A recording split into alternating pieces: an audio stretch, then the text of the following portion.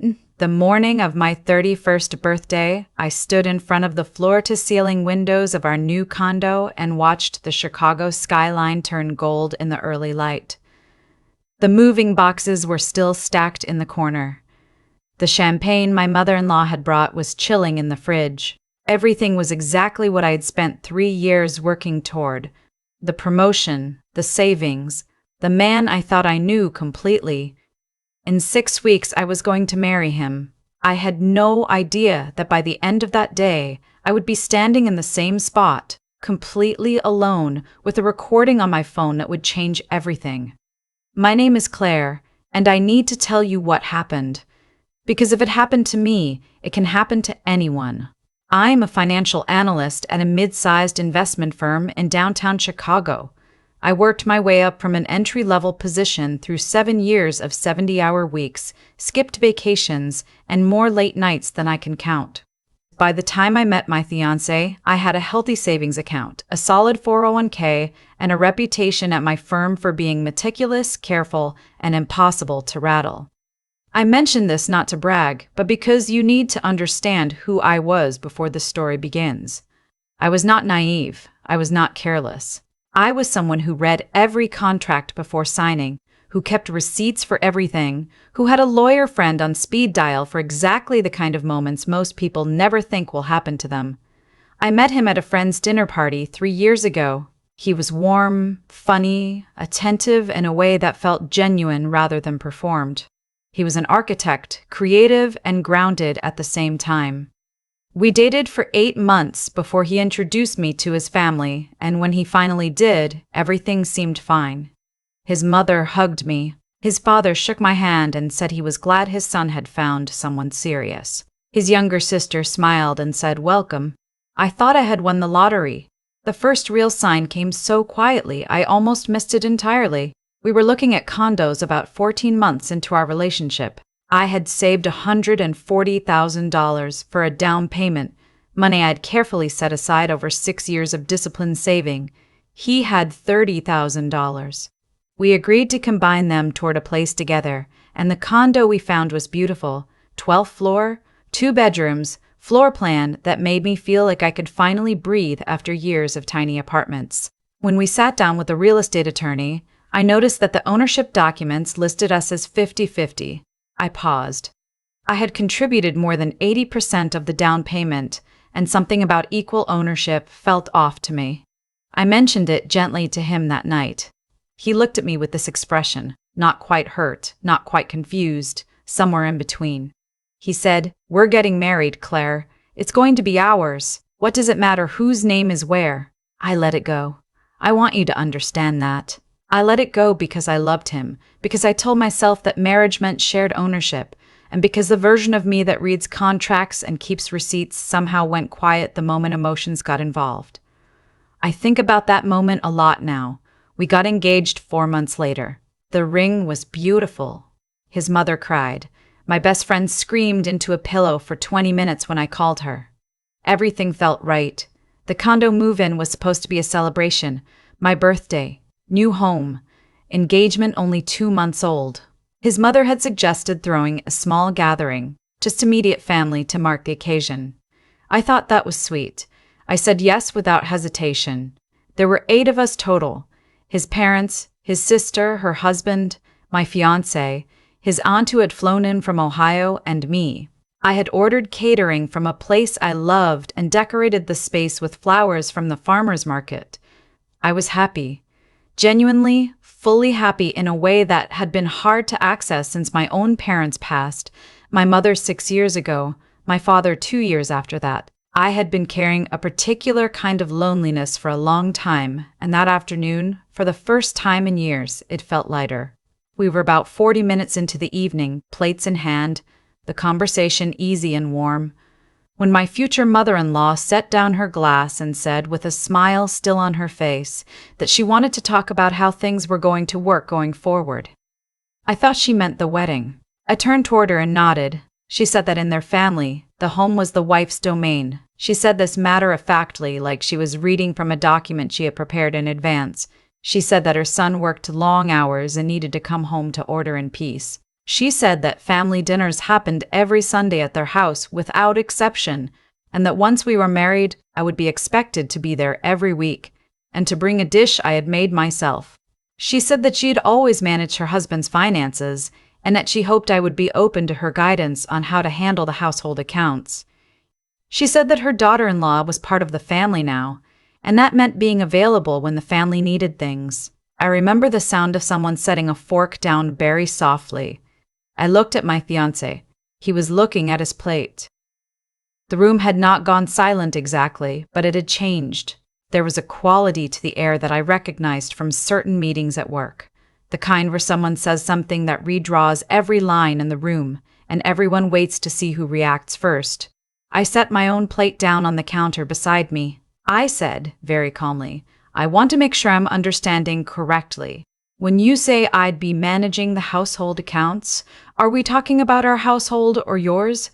His mother smiled wider. She said, "Well, both, really." She said that when her son was busy, it made sense for me to help keep things organized for the whole family.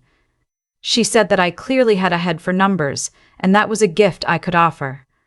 I felt something shift inside me. Not anger yet. Something quieter and more clarifying. Like a room you've been living in for months, and then one day the lights come on at full brightness and you see every corner. I said, "And the Sunday dinners? If I have work obligations on a Sunday, or if I'm traveling, what happens then?" His mother's smile didn't move, but her eyes did. She said that family came first. She said she was sure I understood that. She said that her son's first wife, and she paused here just briefly, had needed some time to adjust too, but she had come around. I had not known there was a first wife. I turned and looked at my fiancé. He still would not look at me. I excused myself. I said I needed a moment, and I walked to the bedroom and closed the door behind me. I sat on the edge of the bed in the room we had moved into that morning, surrounded by boxes we hadn't opened yet, and I called my best friend, who is also an attorney, and I told her in a low-level voice exactly what had just been said. She was quiet for a moment. Then she said, "Do not sign anything. Do not agree to anything. And Claire, turn your phone recording on before you go back out there." I sat there for another 2 minutes. I thought about my parents, who had both worked and shared everything equally and never once made the other person feel small. I thought about the $140,000 I had contributed to a condo that was listed in my name and his equally. I thought about the first wife I had never been told about. I thought about 3 years.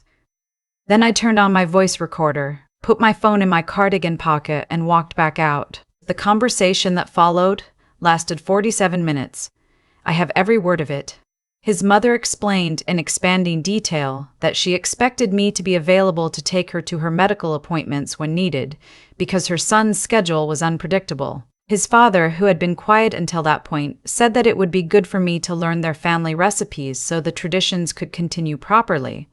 His aunt said that she thought I was a smart girl and that smart girls knew when to be flexible.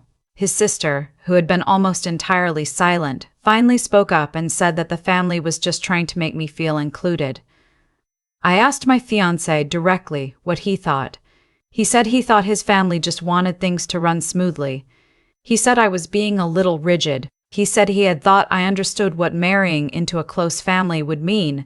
I asked him if he had known, when we looked at the condo together, that this was the expectation. He didn't answer. I asked him, as plainly as I could, whether he had ever intended to tell me about his first marriage. His mother said that was not relevant.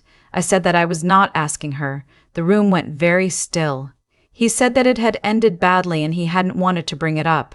He said it wasn't a big deal. He said a lot of things in the next few minutes that I will not repeat here, because they all added up to the same thing, which was that the person I thought I was marrying had been carefully, consistently, and very quietly managing what I was allowed to know about him and his family. 3 weeks later, my attorney called the title company.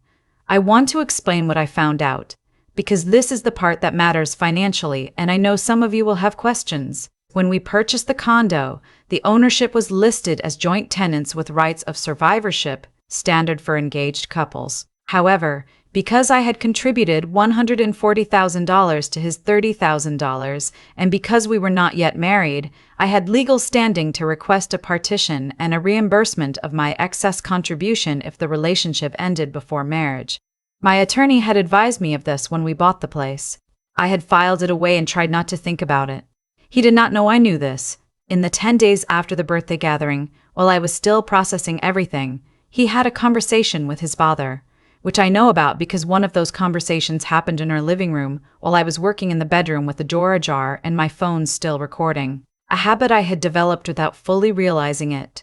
His father advised him to look into whether a quitclaim deed could be filed to transfer my share of the condo into a joint family trust before I had time to take action. I found out from my attorney that an attempt had been made to get me to sign a document described to me as a joint estate planning form that would have accomplished exactly that. The form had been slipped into a stack of other paperwork his mother had given me, framed as insurance documentation for the wedding. I had not yet signed it because I was still following my attorney's earlier advice: do not sign anything. I want to be very clear about something. I am not sharing this to be dramatic.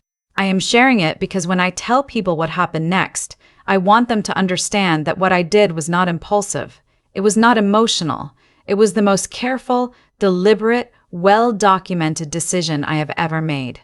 I called off the engagement on a Tuesday morning. I sent him a message asking him to come home at lunch.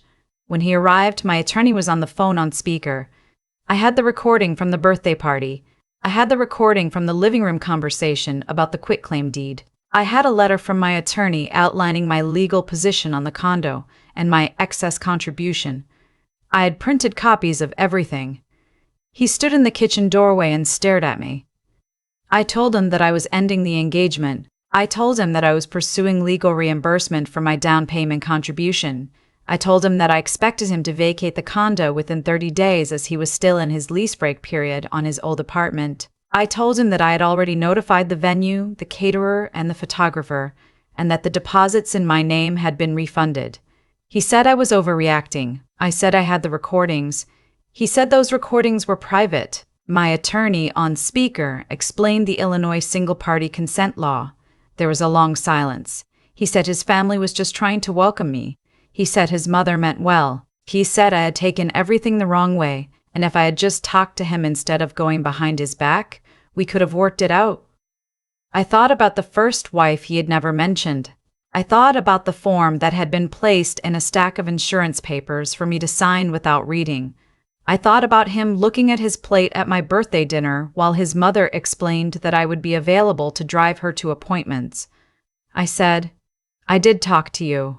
I asked you directly what you thought in front of your whole family, and you said I was being rigid. He had nothing to say to that. The next 37 days were not easy. He contested the partition initially. His mother called me 4 times. His sister left 2 voicemails that began with, I just want to explain, and escalated quickly. His father sent an email that my attorney advised me to forward without responding. The attempt to file the quitclaim deed, once discovered, gave my attorney considerable leverage in the negotiation that followed. In the end, I was reimbursed $112,000, a negotiated figure accounting for legal fees and shared appreciation since purchase. It was not every dollar I had put in, but it was fair, and more importantly, it was clean. The condo went on the market. Both our names came off the deed. The whole thing was resolved in mediation without ever going to court. His mother called me 47 times during those 37 days. I have the call log. I did not answer once. I want to say something to anyone watching this who recognizes pieces of this story. Not the specific details, the condo, the birthday party, the recordings, but the feeling. The moment when you ask a direct question and the person you love looks at their plate. The moment when someone hands you a stack of papers and says casually, oh, it's just some forms. The moment when you realize that the warmth you felt was real, but the full picture was being managed for you. You are not overreacting. You are not being rigid. And it is never too late to ask the questions that need asking, as long as you ask them before you sign. As of alone now, back in a smaller apartment on the north side, I have a savings account that I rebuilt over 14 months. I have a lawyer I trust. I have a best friend who answered the phone in under 2 seconds every single time I called during those 37 days. I have the clarity that only comes from having your assumptions stripped away all at once, which is painful in a way that is genuinely hard to describe, and also, eventually, something else entirely. I walked to the lakefront the evening after the mediation closed. It was October, and the wind off the water was cold enough to sting. I stood there for a long time watching the light change over the water, and I felt something I had not expected to feel. I felt like myself. Not the version of myself who had gone quiet the day the ownership papers said 50/50. Not the version who filed things away and tried not to think about them. The earlier version, the one who reads every contract, who keeps receipts, who has her attorney on speed dial. That woman had been there the whole time, waiting patiently in the bedroom with a phone in her pocket, and she had known exactly what to do when the moment came. I hope you never need what I learned, but if you do, I hope you remember this. The most powerful thing you can bring into any room is the truth that you already recorded.